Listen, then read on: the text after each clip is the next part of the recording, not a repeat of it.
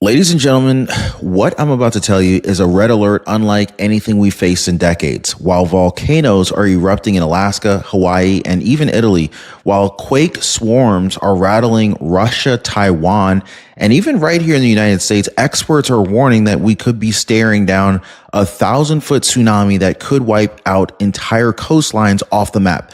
Picture that, 1,000-foot wall of water. But here's the kicker, guys. This isn't just about Mother Nature shaking the earth. These eruptions, they're quakes, and they're exposing something far more dangerous. America's single biggest national security risk, the Arab oil embargo of the 1970s. And unlike then, this time it's not oil, it's the chips, it's the semiconductors, it's the lifeblood of our economy and our military. Tonight, today, whenever you happen to be watching this, guys, we're going to connect the dots between the ring of fire heating up and the shocking reality that 99% of advanced chips are made on one island across the Pacific, Taiwan. Now, if an earthquake, an eruption, or a war cuts that supply, America won't just be inconvenienced. America will be paralyzed.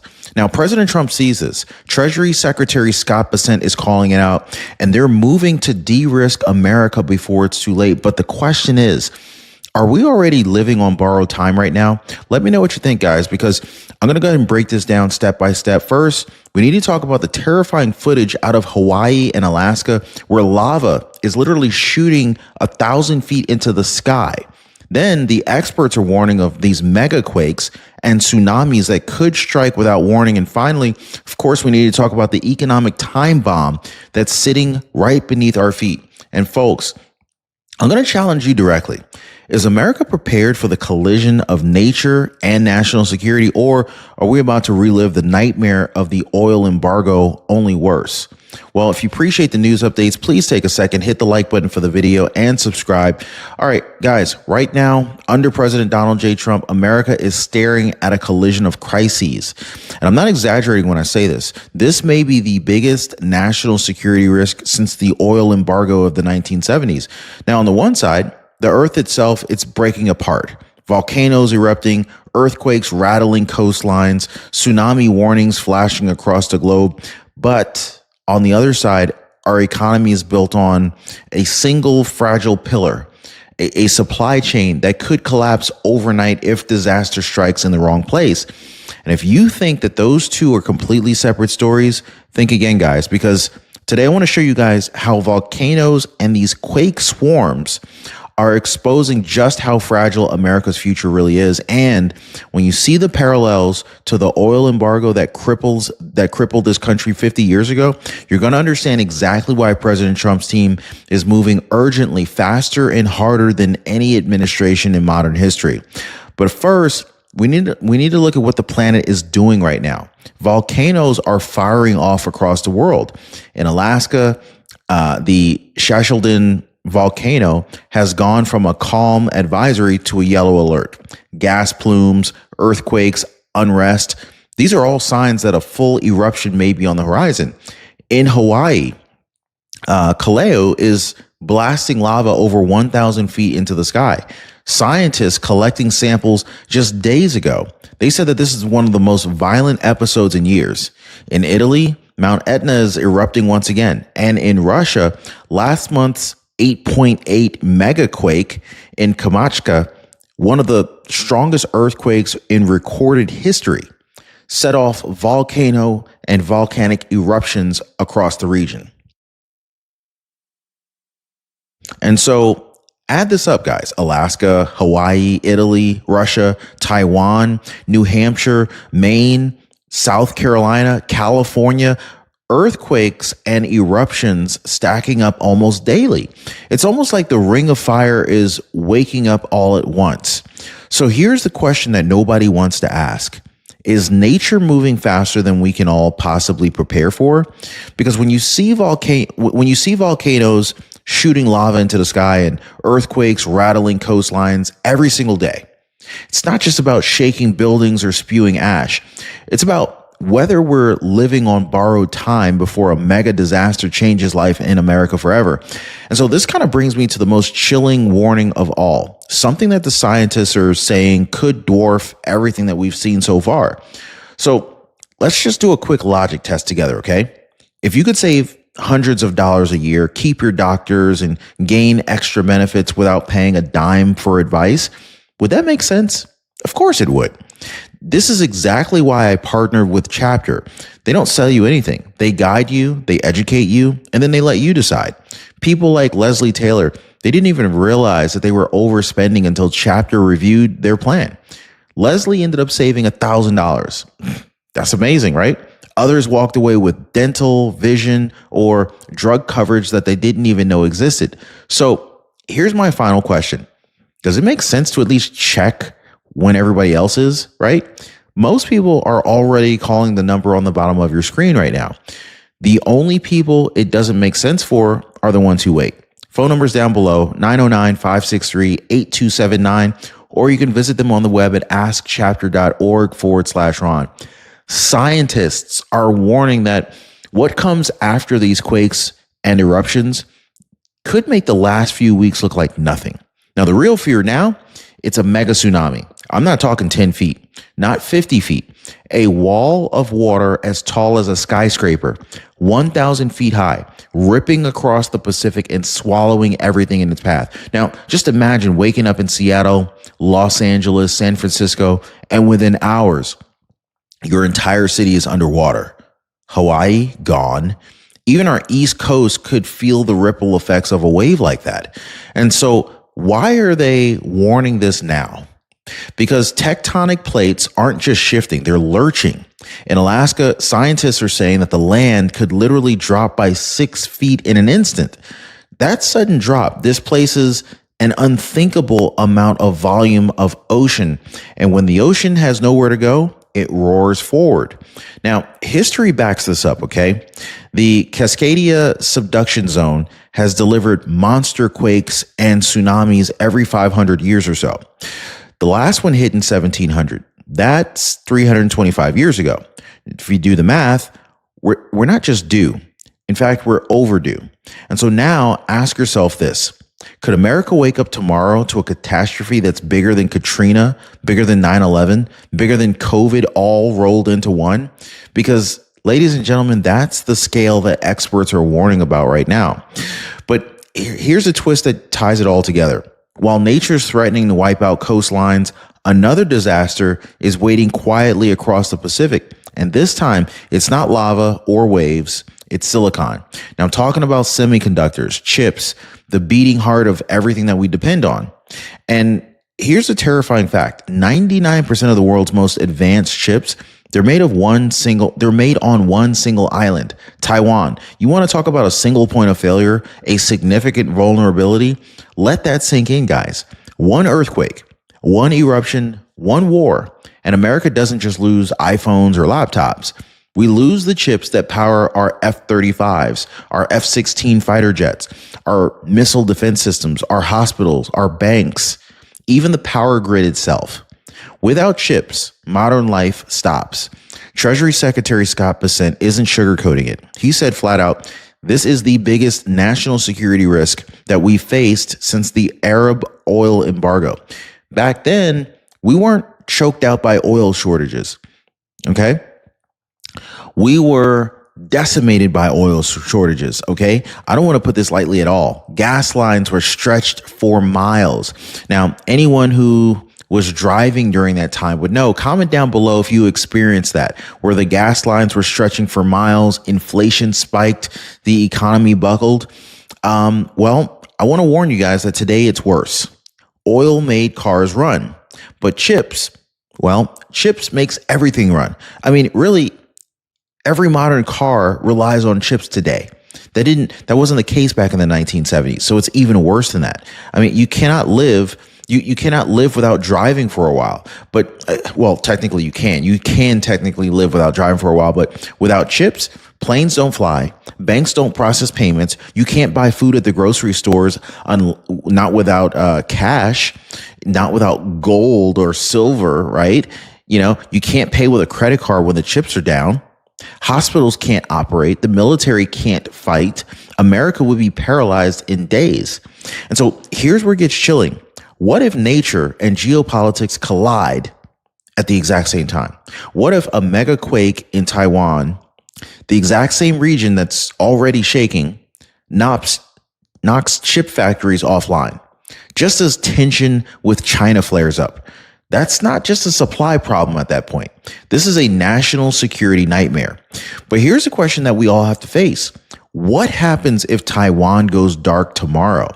Do we have a plan here in America? Are we gambling America's future on the hope that disaster, natural or man-made, never comes? Well, I want to show you guys how President Trump is responding. He's creating assets for the American people, not debt, and why Trump's approach may be the only thing that's standing between us and collapse. And so now here's where the story takes a sharp turn. Because while the ground shakes and scientists sound alarms, President Trump, he's not sitting on the sidelines. He's rewriting the rule book. Now, think back to the COVID years under Biden. What happened? Billions shoveled out in bailouts. Airlines were rescued. Corporations were padded. Politicians bragged. But what did the taxpayer get? Oh, we got nothing but debt. Trillions added to the ledger. Nothing to show for it. Trump is doing the exact opposite. He's creating assets, not debt. Just weeks ago, he walked into Intel and made them do what no politician in modern history has dared. Hand over 10% of the company to the American taxpayer. Overnight, $11 billion in value was created for you, for me, for every American citizen. That's ownership. That's leverage. That's power. And so he's not apologizing for it. Trump has said it himself. If the opportunity comes again, he'll do it again. Why? Because America shouldn't just pay the bill. America should reap the upside. That's what decisive leadership looks like. Now, ask yourself, should we be gambling our survival on Wall Street's version of free market roulette, where corporations profit and taxpayers get left with the bill? Or should we have a president who says, if the American taxpayer foots the risk, the American taxpayer deserves the reward? And it doesn't stop with chips. Trump's team is identifying other industries that have been neglected for decades, industries that determine whether America can survive a crisis. Take shipbuilding, for example. So for 30, 40 years, Washington let this backbone industry rust. Meanwhile, China built fleets, we outsourced and downsized. But when war comes, when disaster strikes, when supply chains break, who builds the ships to carry goods, fuel, troops? Trump knows we can't count on anyone else. So this is where, oh man, we can't even forget about the pharmaceuticals, guys. 80 to 90% of the raw chemicals that we need for medicine, they're made overseas. That means if another pandemic hits, if another embargo is thrown, America is at the mercy of foreign governments. We saw it during COVID. Countries hoarded their supplies. They kept the medicine for themselves. And what happened to us? Empty shelves, skyrocketing prices, lives were lost. That cannot happen again. And then, of course, the defense industry, right? I mean, let's call it like it is. Too many defense contractors have been lining their pockets instead of strengthening America. Look at Boeing. Once the pride of U.S. innovation, instead of investing in new planes, they blew billions on stock buybacks. Their CEO, he walked out with a $250 million golden parachute after failing. Meanwhile, the company was crippled, production delayed, and our military readiness was dragged down. It's not just bad business, guys. That was straight up betrayal. So here's the situation you got to wrestle with. Do we let corporations continue putting shareholders and failed executives first while America's security crumbles? Or do we demand a mission-first approach, one that prioritizes the survival of the nation above quarterly profits?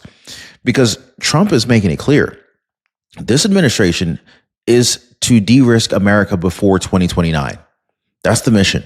If we fail to do that, and we fail as a nation, period, right? So I want to show you guys exactly why Scott Bessent compares this moment to the oil embargo of the 1970s and why chips could trigger an even bigger collapse than oil ever did. You're not going to want to miss this. So I want to talk about the oil embargo. Back in the 1970s, OPEC cut off American oil supply. Gas lines stretched for miles. Inflation ripped through the economy, and the country was brought to its knees. That crisis reshaped everything from foreign policy to how Americans live day to day. And now Listen to what Scott Bessent is saying. Our dependence on foreign chips today is just as dangerous, maybe worse. Now think about it, right? In the 70s, you could at least bike to work, cut back on driving, adjust your life a little bit, right? But today, chips are everything.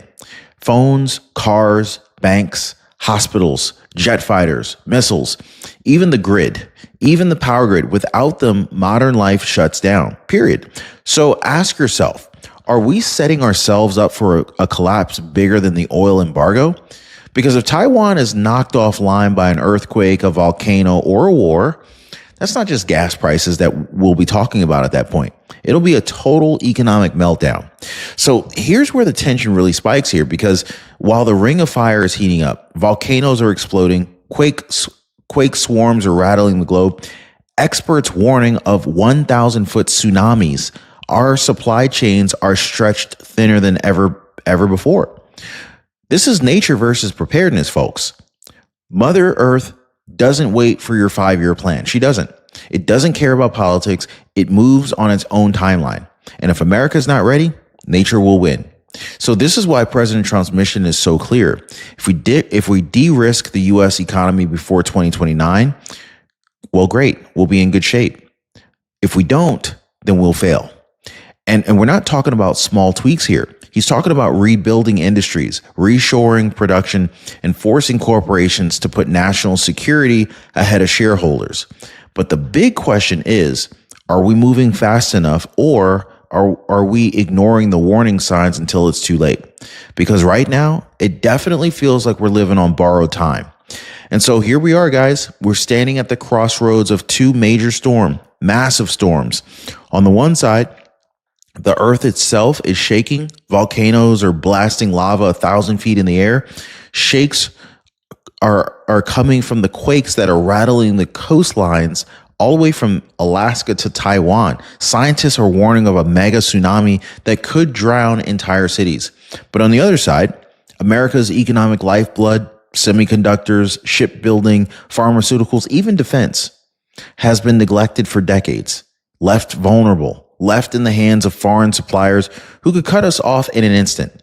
This is the ultimate collision of nature versus preparedness. And the question that we have to face right now is very simple. Are we ready?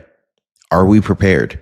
Well, President Trump, he's taking some bold steps. He's forcing Intel to hand the American taxpayer $11 billion in assets, rebuilding critical industries, and warning that if his administration doesn't de-risk the economy before 2029, then America fails. That's decisive leadership. But leadership only works if the people see the danger too. And so right now, the warning signs are flashing everywhere. So I want to hear from you folks. Do you believe America is prepared for what's coming? Yes or no? Drop it in the comments down below right now, because if we can't agree on the problem, then we'll never agree on the solution.